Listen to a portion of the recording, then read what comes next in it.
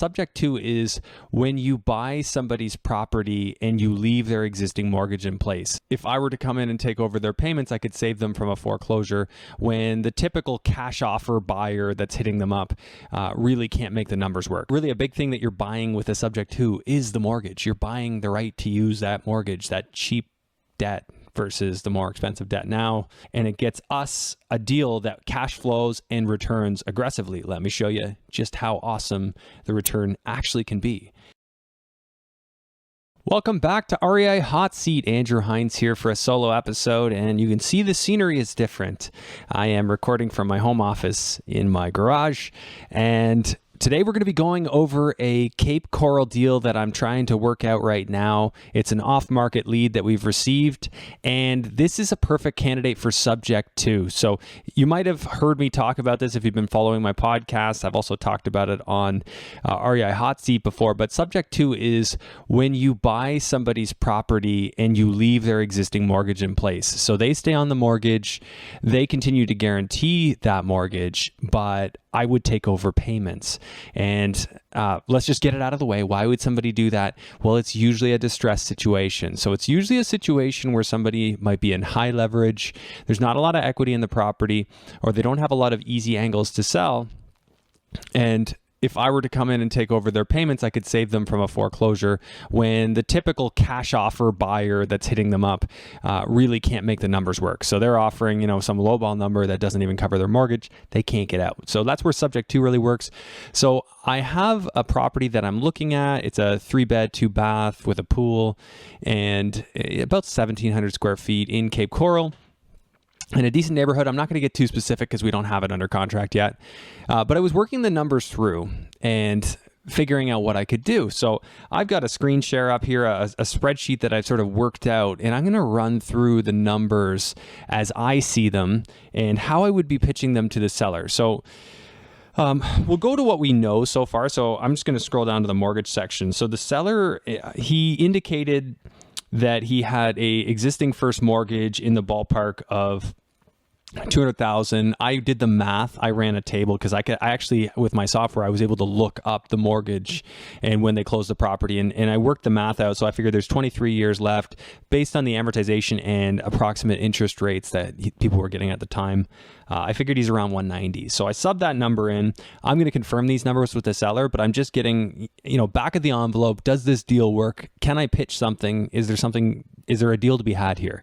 And I really think there is. And you're going to see just how good this is momentarily.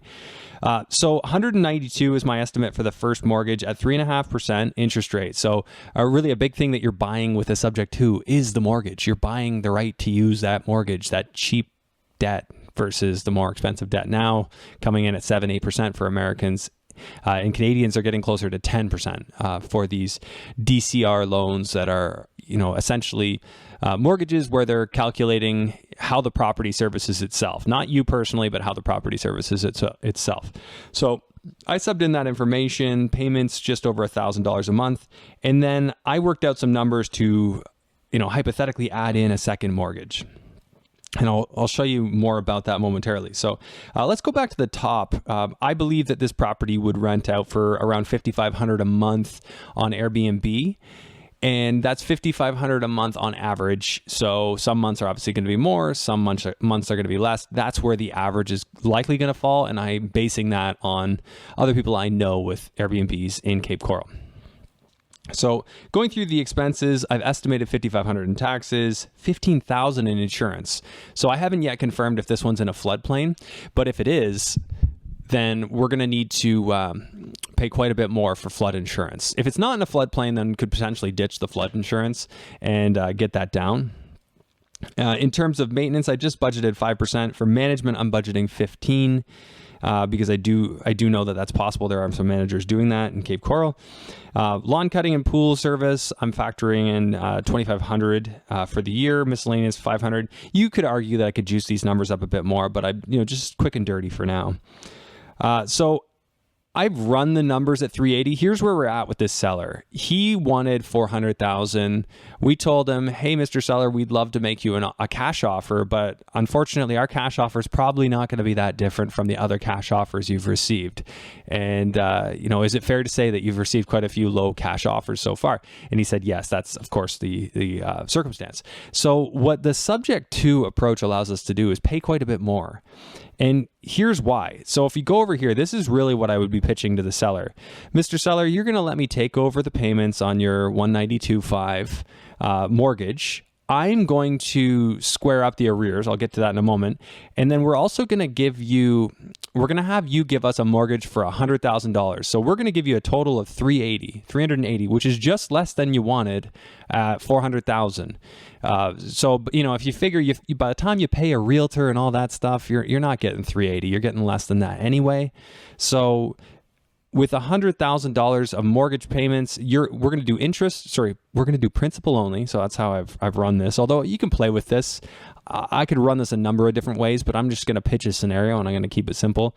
So Mr. Seller, I'm going to pay you $555 a month for 15 years. You're going to be getting payments. So you're going to be getting passive, income. Essentially it's his own equity coming back to him for 15 years. And then you're also going to get that $87,500 in cash. Now, out of that $87,500, we have to pay up all the mortgage arrears. So if there's $20,000 or $30,000, as he's indicated, that leaves him with about $50,000. So he's expressed he needs about $50,000 to sort of get on to the next step of his life. He wants to buy a double wide, get himself situated. So basically, I've put together a proposal that allows him to get that $50,000 in his pocket, and it gets us a deal that cash flows and returns aggressively. Let me show you just how awesome the return actually can be. And this will kind of remind you of like 2015 numbers in Ontario, in some towns. So if you go down here to the bottom, first off, we're at a 7.7% cap rate out of 380 purchase price, but the real goods are in the financing here. So we're putting a scenario together here to get about 76.9% loan to value. So between the existing first mortgage, which we would just be taking over, so on the HUD statement, which is basically a statement of adjustments from back home, it would show that here's the total price less the subject to mortgage that's staying on the property. So we're just netting off what the current balance of that is. And then we're adding in a seller financing for $100,000, which would be a second lien position. And we're going to write the details of that, 0 interest rate, just 15-year amortization. That's what I'm going to try for. If I had to give them 1 or 2%, I can easily just change that on the sheet and we can play with that. So at a 15-year am, like $550 a month, it still leaves $870 a month in cash flow. That's why I'm comfortable with that. Of course, we could extend it, or we could do some sort of a balloon, so we could amortize it, and then we could have a balloon payment at the 15-year mark, meaning that it's a 25-year or a 20-year mortgage amortization, but the term that we have, similar to in Canada, how you have a 30-year mortgage with a 5-year term, approach it the same way. So some people do that in the US, but the nice thing with the US is this first mortgage at 23 years, like that's good for 23 years at 3.5% interest, which Canadians would be far better off with that type of a scenario. So anyways, we leave $872 a month in cash flow in this scenario. I've factored in just 1% appreciation rate, although we are buying this at a discount because I have it comped out around 405,000. So why is this so good? Well, it really comes down to a combination of a lot of principal pay down in this particular scenario and cash flow. So principal pay down and cash flow, we're not really relying on appreciation, as I do not want to be. I don't want to expect properties to go up, especially in the current climate. I want to be okay even if they go down. And I haven't run that number, but even at minus 1%, it's still a 20% plus return in this scenario. If it gets the 1%, this is a 30% annual return on investment for the first year. And that's just not something you're seeing a whole heck of a lot of back home. Now, granted, finding a deal like this takes the understanding. First off, you got to understand how to pitch it. You got to be able to position it, which we're just working through. Like, we haven't done one of these yet, and we're going to be hiring a transaction coordinator to help us through it, somebody who's done a bunch of this, because it is pretty unique, and most title companies and lawyers won't even have experience with it. So you do have to niche down. You have to learn it. But what I'm really excited about is if you put in that work, you can get these amazing creative deals that other people just aren't even trying. And just from our conversations with this guy, it's very obvious that nobody has pitched him on this yet. So this is our opportunity to just go ahead and give it a try.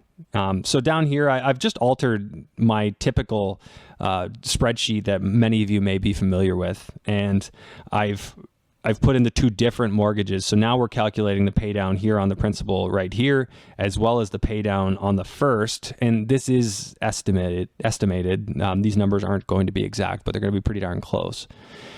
So again, 30% overall return. I'm not going to start at 380. We're going to come in on this negotiation around 350. And I just got to change my numbers a little bit, bring this down to like 70,000 on the second, and that puts us at 75% loan to value. If we can get it at that rate, now we're getting $1,000 a month in cash flow. So $12,000 a year cash flow on something we'd be in for about $87,000, $90,000. And the beautiful thing here is we've got options on the back end. So once we've got this deal, we make the mortgage assignable. The first mortgage technically is due on sale, but we have a procedure for sort of not alerting the lender. And then if they ever do figure it out, there's a procedure for rectifying that. There are things that can be done. It's not that common. From what I hear, it's about 1 in 1,000, but of course that could change at any time. You can't bank on that. You just got to know how you would pivot if it comes up. And this is actually still a very common strategy in certain groups. It's just not mainstream. So anyways, that's the idea with this one. As you can imagine, the challenge with it is going to be keeping it simple for the seller, because you don't want to get into all these details. Of course, they're going to have to sign contracts. They need disclosures. But, the big thing here is we need to keep it super simple. And, Mr. Seller, here's how it's going to work for you. You're getting $350,000. We're taking over payments on that first mortgage. It's worth this. You're giving us a mortgage. You're going to be the bank, Mr. Seller, and you're going to make $388 a month for the next 15 years. And then we're also going to give you $87,500 in cash, less whatever it takes to square up your mortgage. You get whatever's left over. And that's pretty much where I'm going to sit. So all this other stuff I showed you over here, I'm not getting into any of that. That's for our team. We're really just focusing on the offer to the seller, what he gets per month. I'm not even going to show him interest rates. I'm just going to show him, hey, you're going to get this much per month until the whole amount is paid off. And we'll see where we land. It's one of those things. We start a little bit low. We've got room to negotiate. I quite frankly think we can probably still make a deal work all the way up to full market value. It's just, if that's the case, then we're going to have to pretty much cover all the additional amount he's getting with the seller financing at 0%. So as long as it's at 0%, we sort of have that flexibility. We might have to extend out the amortization, but we have ways of making that work. And that's one of the beautiful things. If you're negotiating directly with a seller and you understand what their motivation is, you can really get some stuff done. So here's hoping we'll get this one done. But either way, we're just going to keep honing this process honing our pitch in, and keep making it. We get a lot of scenarios where this will work. And, it's not our first strategy. It's if cash offer won't work, we're going to look at this. And like I said, so the return works for us to keep, but it also works for us to bring in a partner to fund the cash down payment, and also works for potential assignments. So anyways, let me know what you think of this. Is this a concept you're interested in? Would love to hear your thoughts. And we'll have Jake back next week. Really appreciate you guys tuning in to yet another episode. Share some love with the channel, and I will see you then.